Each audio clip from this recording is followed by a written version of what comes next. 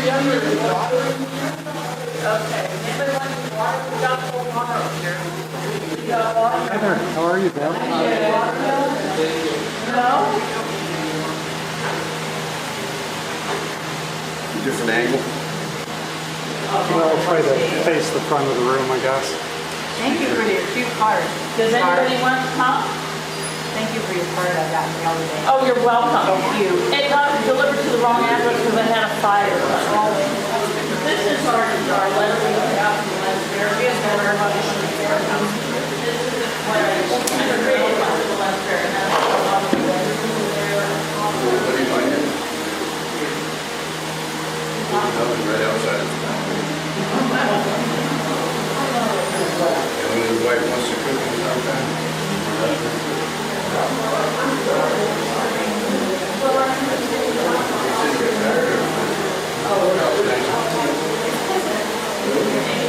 It's on my side.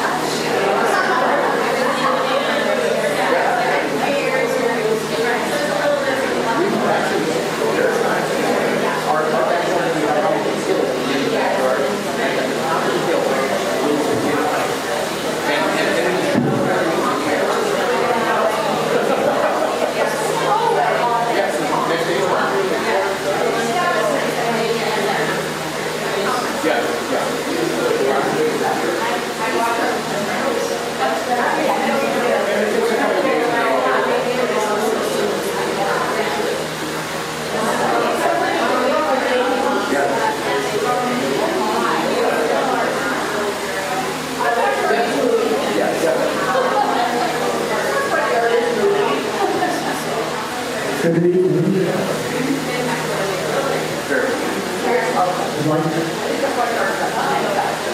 I'd like to call the meeting to order. This is the August meeting of the Lents Neighborhood Livability Association. On the table back where the snacks are, you'll find the forms for the water sewer assistance program if you're interested in it. And by the way, my name is David Potts. I'm the chair and figurehead of this whole group. The hard work is done by Sheriff Mindy, who actually runs the organization. Also on the table, you'll find the Illinois newsletter, Volume 2, which we did after the Lents Fair. The Lents Fair was awesome this year. The estimates go that there were somewhere between 2,500 and 3,000 people attended, most ever.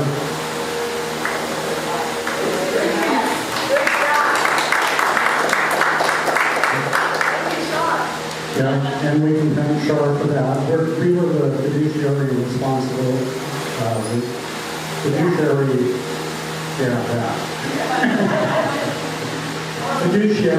for the Lents Fair. Robert Schultz, who has been involved with the fair for many years, was the fair manager. And so Shar was in charge of making sure that all the T's were crossed and I's were dotted, and she kept track of the management. It was a great fair and a total success. Also on the table, there is a participation agreement form. This organization is, we don't like consensus, so there are no majority votes. It's just a vote of participating members. To be a participating member, you have to attend the 2 meetings and sign that on the sign-in sheet. And then if you choose to become a participating member, read and sign the participation agreement, and that allows you to vote in voting matters. There's on the table also are the Illinois bylaws for your reading pleasure. As far as announcements go, Saturday, August 11th is Neighbor to Neighbor. Breakfast starts at 8:15 a.m. and it's at the Mount Scott Church of God, 10625 Southeast Henderson. We partnered with them on helping neighbors, because really that's our focus, is neighbors helping neighbors. People who can't quite do the little things around their house, their yard, that they need help with. And we found an able and willing partner in the Neighbor to Neighbor program at Mount Scott Church of God. And it's their community connection center. It's not a real churchy thing. It's kind of a more secular organization that's sponsored by the church. Sunday, August 19th, we'll have breakfast at the Maple Leaf, and that's kind of a plan. Once a month we meet for kind of a planning session for the folks that the backbone of our organization. In the past, we've met at the VFW down at the end of 72nd, and they closed the building that's up for sale. So this month we'll be meeting at the Maple Leaf Restaurant at 7129 Southeast Foster at 9:30, and anyone's welcome to attend. Bob Santangelo is organizing another pet party, which will be held at our house, the headquarters of this group, this time with a Hawaiian theme. So you're all BPS or everyone wear their grass skirts. So our guest speaker tonight is Mindy Brooks from the Bureau of Planning and Sustainability. The City of Portland Bureau of Planning and Sustainability is starting a project to correct the location of environmental overlay zones to align with the location of existing streams, wetlands, forests, and wildlife habitat. The project will affect a number of property owners in the Johnson Creek watershed and southeast quadrant of the city. As part of the outreach efforts, the staff is coming to neighborhood organization meetings such as ours, and they're also trying to lead one-to-one with affected property owners. So with that, Before Mindy starts, let's do introductions. As I said, I'm David Potts. I'm Paul DeLong, my first time here. Leanne Berry. And Carlson, my first time here. Doug Morrow. Neola Larson. Bonnie Fiddleson, first time here. Russ Oakley, first time here. David Pusecto, first time. Brian Percepto, first timer. Brian Coleman, first time here, 109th Avenue. Carol Perry, first time here.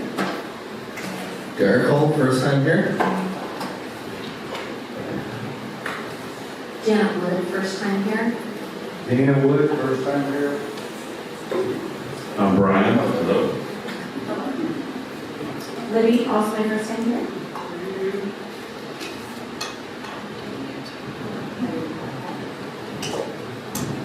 I'm Greg Walker, first time here. Carol Clifton, first time here.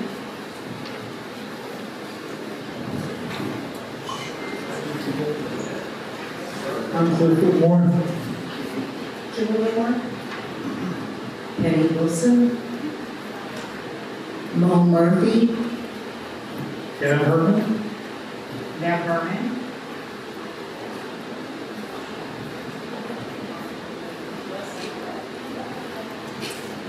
All right, you can take it away. All right.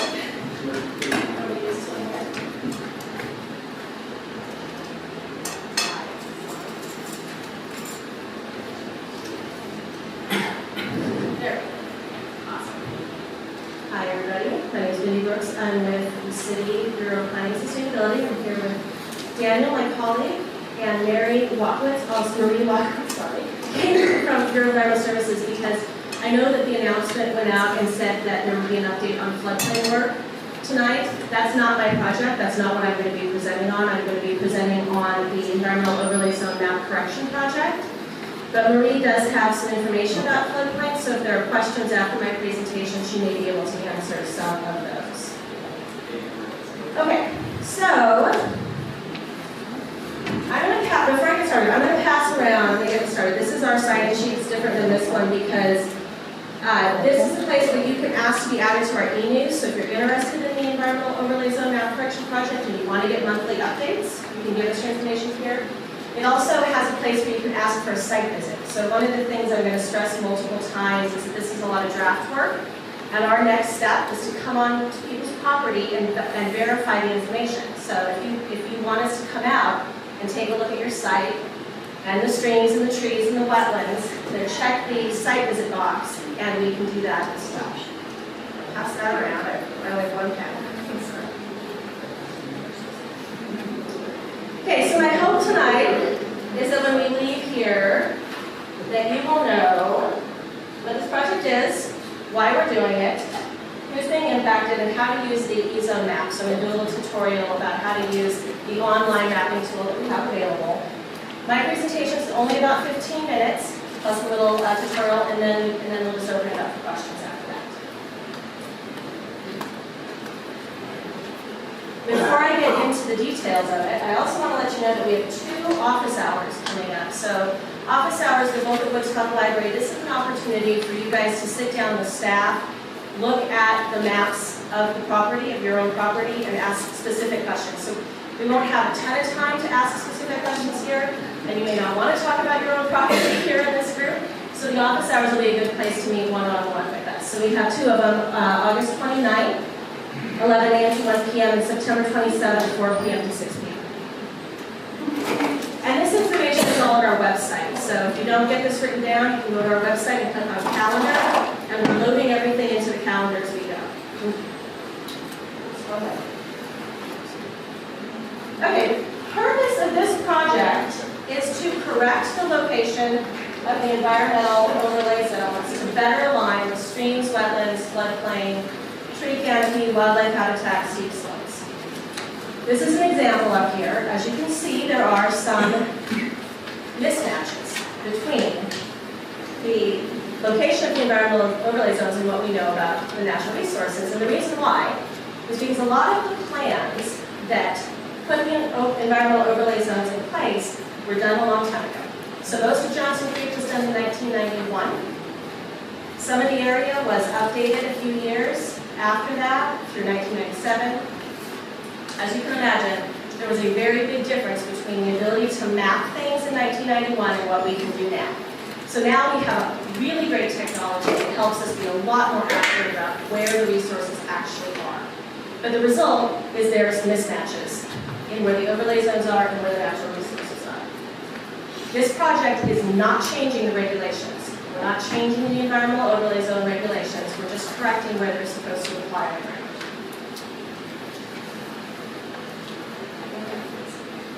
Okay, before I get into what we're doing, I want to talk about the E-zones. How many are familiar with the environmental overlay zones?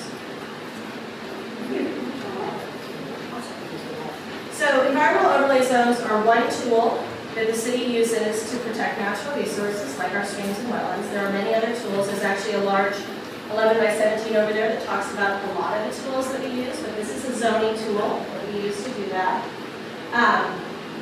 And again, these environmental overlay zones have been applied over the past 30 years. They've been applied through various specific plans, 13 of them. And so there isn't one plan for the whole city. There's the Johnson Creek plan, there's the Boring Lava Domes plan, there's the Pleasant Valley plan. So there are individual plans that apply to the overlay zones.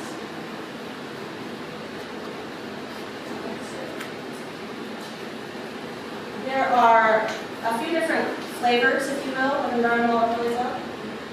The conservation zone, or the C zone, this is the CMP of the two most common. The C zone is applied to important resources, the places where we expect impacts, and then there'll be mitigation for the impacts of natural resources. The protection overlay zone is applied to critical resources where development should be avoided if it can be. Out of Pleasant Valley, there's also the V zone. I'm not going to talk a lot about that one tonight. We do have a Pleasant Valley meeting in September, and we'll talk a lot more about Pleasant Valley when we're there. An important thing about the environmental overlay zones is it is applied to new development and new impacts. So existing houses, existing yards, your driveway, your fence, all those things that are there can stay there, they can be maintained, they can be repaired. In most cases, they can also be replaced. A lawn can become a garden can become a lawn. All of those things can happen. The environmental overlay zones are about new development. So if you wanted to add on to your house in the environmental overlay zone, or you wanted to expand your driveway in the environmental overlay zone, that's when these rules come into play. So these are the steps. This is what we're doing right now. So again, we're correcting the location of the environmental overlay zones to better match what they're supposed to match on the ground, and we're doing it in a few steps. So back in 2012, we adopted a citywide natural resources inventory. So this is maps and information about where the resources are on the ground. And we adopted it as factual basis for the 2035 comprehensive plan that was just adopted in May of 2018. And that is the information that we're using to correct the overlay zones. So we did that. We used those plans, the Johnson Creek plan, the Boring Lava Domes plan, and we did research to figure out what did those plans say was supposed to be protected. Right? So those plans lay out a long list of this is what is supposed to be protected by an overlay zone. So we took those plans, we figured out what we think they're supposed to be protecting, and we applied it to the new 2012 natural resource inventory. And then we sent out postcards. So we put that information up online, we sent out postcards. Postcards went to anybody that has an environmental overlay zone today, and anybody where the overlay zone was going to change. All of those people got a postcard from us and said, hey, this project's going on, take a look. Oh, and I should clarify, we're starting in Johnson Creek, so we haven't done any of the work yet in the Columbia Slough or the Hills. This is our first geography, and then we'll do Columbia Slough, and then we'll do Northwest Hills and Southwest Hills. So we sent out the postcards. The next step is to verify, to ground truth on people's property. So one of the things that we're here to ask is take a look at the maps, take a look at what is mapped on your property, and if you don't think we have it right, let us know, and we'll pronounce your property. and verify the resources on the site. Then we'll do a whole other round of correcting